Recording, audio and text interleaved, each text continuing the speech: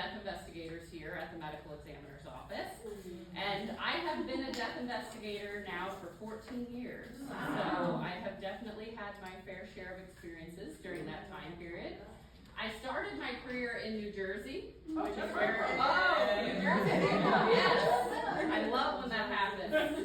I moved here, yes, I'm from New Jersey, and I moved here about 8 years or so ago to work here in Cobb County.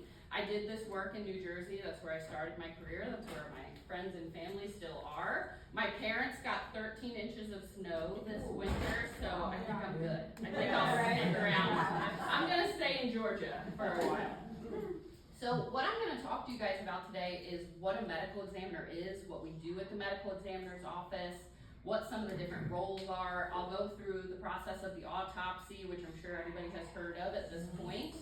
A little bit about death investigation, few interesting cases sprinkled in, all of that. I do have some slightly graphic photographs in my presentation, just to help me illustrate some of the topics I'm going to be talking about. I have never had anybody run out screaming or get PTSD or anything like that. So I think everybody should be good, but just heads up that that's there. Does that all sound good? Yes. Okay, perfect. Then I will go ahead and get started. First, I want to talk about what is a medical examiner. Another term for medical examiner is forensic pathologist. So they are medical doctors. You do have to go to medical school in order to be a medical examiner. Their job is to investigate deaths that are sudden, unexpected, and violent in nature. The way they do that is by performing autopsies.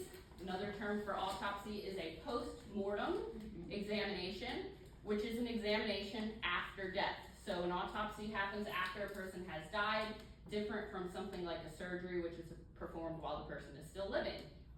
The reason that we do autopsies is so that we can determine cause and manner of death, and I'll talk about those two things in more detail. We do all of this process in determining cause and manner of death so that we can assist in legal proceedings. So if a case goes to trial, we're able to testify to that. We contribute to public health data. Anytime there is an epidemic, a pandemic, the opioid crisis, the COVID epidemic, all of those things, we're usually the ones that realize there's a problem first because we see that people are dying from whatever the issue is. We're able to notify the public health officials that something is going wrong. And so we contribute to that, and we also bring closure to families. That's our most important role, is so that we can bring answers to people on how people have passed. Medical examiner and coroner. Okay, so a lot of people use these terms to mean the same thing, but they actually are two different people, two different entities. Medical examiners, like I mentioned, are board certified forensic pathologists, so they have to go to medical school. Coroners do not. So there's no specific training requirements to be a coroner. You graduate from high school, and that's the only requirement. It is an elected position. So if you or I live in a coroner jurisdiction, we want to run for coroner. If we are elected by our peers, then congrats to us. We get to be the coroner. Once you are elected coroner, then you take a class on how to be a coroner, and that is how that process works. Medical examiners are appointed into their position. So much like any other job, they would interview and be selected based on their credentials. Now, because medical examiners are medical doctors, they can perform their own autopsies, and they do. So we perform all of our own autopsies here. Coroners cannot. So anytime a case in a coroner's jurisdiction needs to be autopsied, it's sent to the GBI, or the Georgia Bureau of Investigation. Now, I told you that I was from New Jersey, right? So you can imagine my surprise when I moved to Georgia and found out that there are 159 counties in the state. That is much larger than my home state of New Jersey. Of those 159 counties, there are 4 that have medical examiners' offices. One being Cobb County. Congratulations! You're here today. The others are Gwinnett, DeKalb, and Fulton, which is where most of the city of Atlanta is.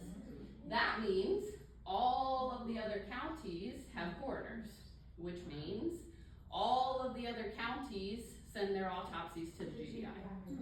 So you can imagine the GBI stays pretty busy. They do have 3 regional locations throughout the state, but that's a very large caseload for that organization to handle. Yes? The answer is we do. So we do an investigation and we decide based on the case information whether or not an autopsy needs to be done. If we choose yes, an autopsy needs to be done, and the family objects to that, so they don't want an autopsy, they can file a formal objection. But the law is written that the medical examiner has ultimate say in whether or not an autopsy is done. They are signing a legal document with the cause of death, and so if they feel they cannot make that determination without an autopsy, then they can say we have to do it. Yes.